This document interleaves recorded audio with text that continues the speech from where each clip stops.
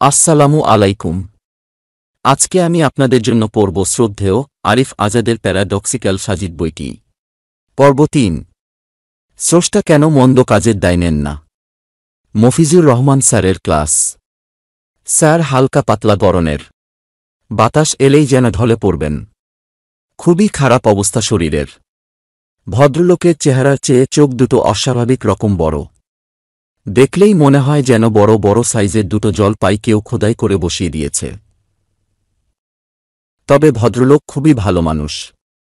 ওনার সমস্যা একটাই, ক্লাসে উনি যত টানা বায়োলজি পড়ান তার চেয়ে বেশি দর্শন চর্চা করেন। ধর্ম কোথা থেকে এলো, ঠিক কবে থেকে মানুষ ধার্মিক হওয়া শুরু করল, ধর্ম আদতে কি আর কি নয়, এসবই তার আগ্রহ ও আলোচনার কেন্দ্রবিন্দু। আজকে ওনার চতুর্থ ক্লাস। পড়াবেন analytical technique and bio informatics. চতুর্থ সেমিস্টারে এটা পড়ানো হয়। স্যার এসে প্রথমে বললেন, গুড মর্নিং গাইজ। সবাই সমস্বরে বলল, গুড মর্নিং স্যার। এরপর স্যার জিজ্ঞেস করলেন, সবাই কেমন আছো? স্যারের আরও একটি ভালো দিক হল, উনি ক্লাসে এলে এভাবেই সবার কুশলাদি জিজ্ঞেস করেন। সাধারণত হায়ার লেভেলে যেটা সব শিক্ষক করেন না। তারা রোবটের মতো ক্লাসে আসেন, যন্ত্রের মতো করে লেকচার পড়িয়ে বেরিয়ে যান। সেদিক থেকে মফিজুর রহমান নামের এই ভদ্রলোক অনেকটা অন্যরকম। আবারও সবাই সমস্বরে উত্তর দিল, কিন্তু গোলমাল বাঁধল এক জায়গায়। শিক্ষার্থীদের মধ্যে কয়েকজন উত্তর দিয়েছে এভাবে, আলহামদুলিল্লাহ ভালো। স্যার কপালের ভাঁজ একটু দীর্ঘ করে বললেন, আলহামদুলিল্লাহ ভালো বলেছ কে কে? অদ্ভুত প্রশ্ন, সবাই ততমতো খেল। একটু আগেই বলেছি স্যার একটু অন্যরকম। প্রাইমারি লেভেলের টিচারদের মতো ক্লাসে এসে বিকট চিৎকার করে গুড মর্নিং বলেন, সবাই কেমন আছে জানতে চান। এখন আলহামদুলিল্লাহ বলার জন্য কি প্রাইমারি লেভেলের শিক্ষকদের মতো বেদ দিয়ে পেটাবেন নাকি? সাজিদের তখন তার প্রাইমারি স্কুলের শিক্ষক বাবুল চন্দ্র দাসের কথা মনে পড়ে গেল।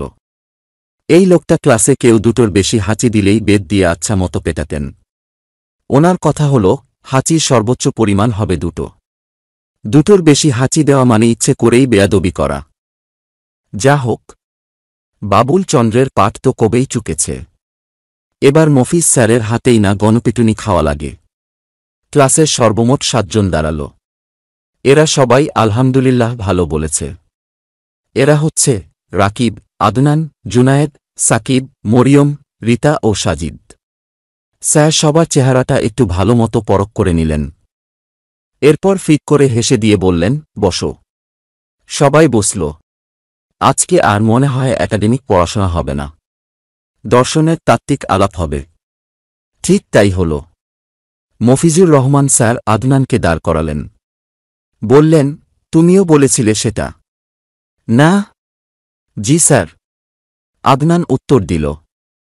স্যার বললেন, আলহামদুলিল্লাহর অর্থ কি জানো?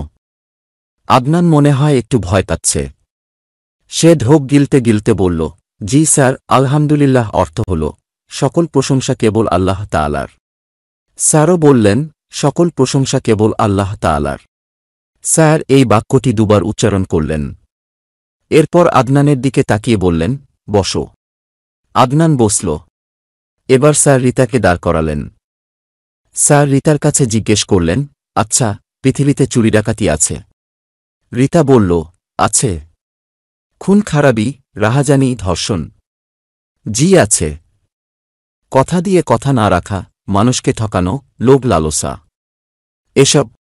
জি আছে। এগুলো কি প্রশংসাযোগ্য? না। তাহলে মানুষ একটি ভালো কাজ করার পর তার সব প্রশংসা যদি আল্লাহর হয়?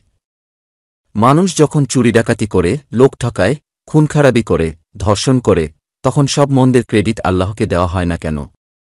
উনি প্রশংসার ভাগ পাবেন কিন্তু দুর্নামের ভাগ নেবেন না। তা কেমন এক পেশে হয়ে গেল না? রিতা মাথা নিচু করে চুপ করে আছে।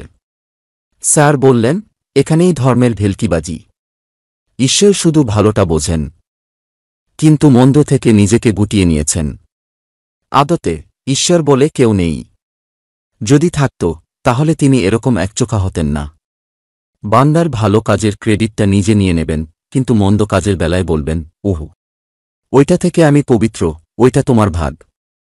স্যারের কথা শুনে ক্লাসে যে কজন নাস্তিক আছে, তারা হাততালি দেওয়া শুরু করল। সাজিদের পাশে যে নাস্তিকটা বসেছে সে তো বলেই বসল, মফিজ স্যার হলেন আমাদের বাংলার প্লেটো।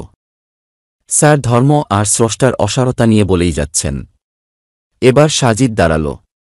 স্যারের কথার মাঝে সে বলল, স্যার, সৃষ্টিকর্তা একচোখা নন। তিনি মানুষের ভালো কাজের ক্রেডিট নেন না। তিনি ততটুকুই নেন যতটুকু তিনি পাবেন। ঈশ্বর আছেন। স্যার সাজিদের দিকে একটু ভালোভাবে তাকালেন। বললেন, শিওর? জি। তাহলে মানুষের মন্দ কাজের জন্য কে দায়ী? মানুষই দায়ী। সাজিদ বলল, ভালো কাজের জন্য? তাও মানুষ। স্যার এবার চিৎকার করে বললেন, এক্স্যাক্টলি, এটাই বলতে চাচ্ছি।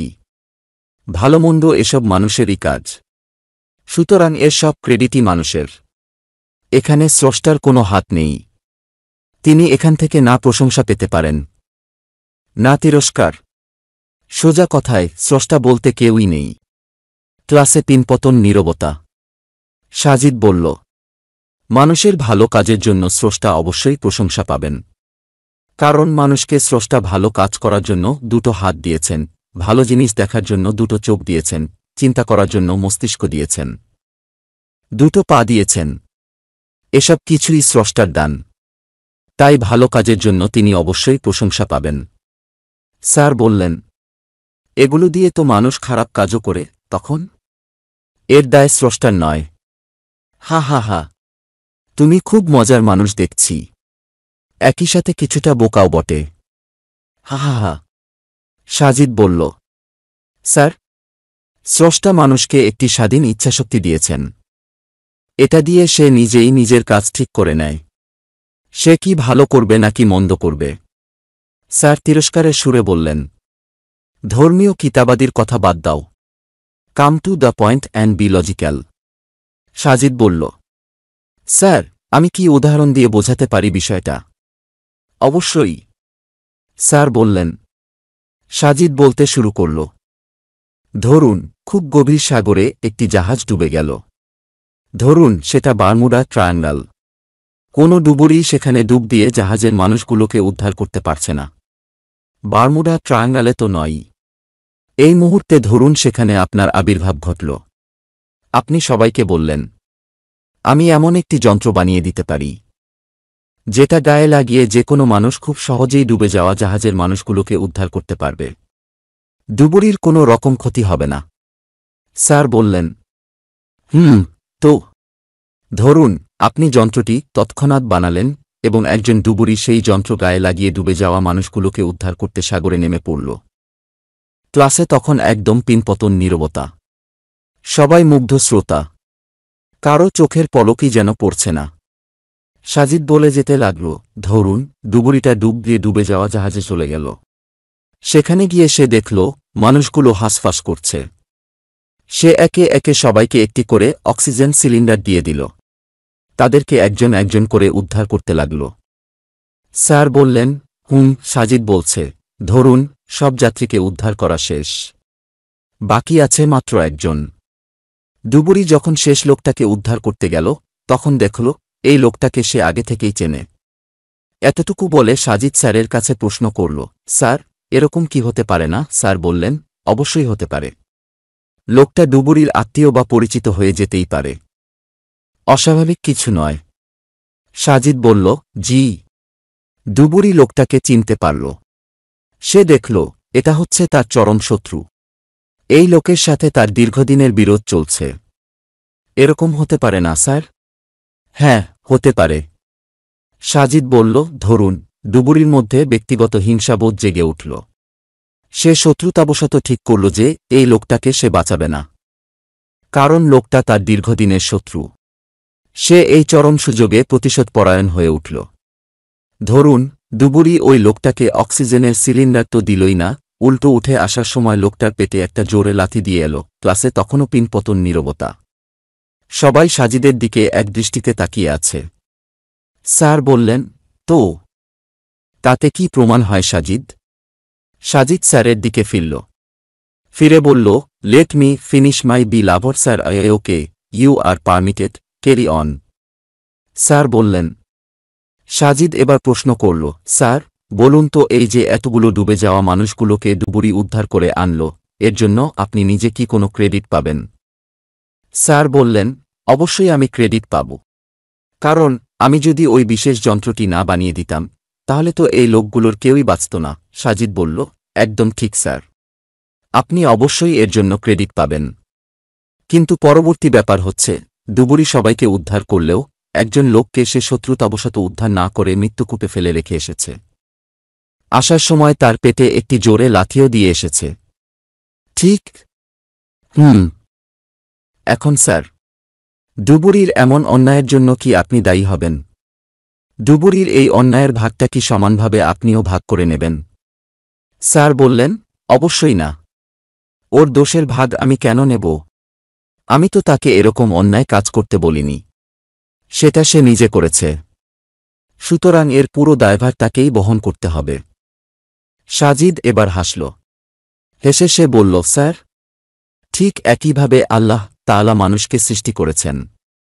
আপনি যেরকম ডুবুরিকে একটা বিশেষ যন্ত্র বানিয়ে দিয়েছেন, সেরকম সৃষ্টিকর্তাও মানুষকে অনুগ্রহ করে হাত, পা, চোখ, নাক, কান, মুখ, মস্তিষ্ক এসব দিয়ে দিয়েছেন। সাথে দিয়েছেন একটি স্বাধীন ইচ্ছাশক্তি। এখন এসব ব্যবহার করে সে যদি কোনো ভালো কাজ করে, তবে তার ক্রেডিট স্রষ্টাও পাবেন। ঠিক যে রকম বিশেষ যন্ত্রটি বানিয়ে আপনি ক্রেডিট পাচ্ছেন। আবার সে মানুষ যদি এগুলো ব্যবহার করে কোনো খারাপ কাজ করে, গর্হিত কাজ করে, তাহলে এর দায়ভার স্রষ্টা নেবেন না। যে রকম ডুবুরির ওই অন্যায়ের দায় আপনার ওপর বর্তায় না। আমি কি বোঝাতে পেরেছি স্যার? ক্লাসে এতক্ষণ ধরে পিনপতন নীরবতা বিরাজ করছিল। এবার ক্লাসের আস্তিকেরা মিলে একসাথে জোরে জোরে হাততালি দেওয়া শুরু করল। স্যারের জবাবের আশায় সাজিদ স্যারের দিকে তাকিয়ে আছে। স্যার বললেন, আই গট দ্য পয়েন্ট। এই বলে স্যার সেদিনের মতো ক্লাস শেষ করে চলে যান।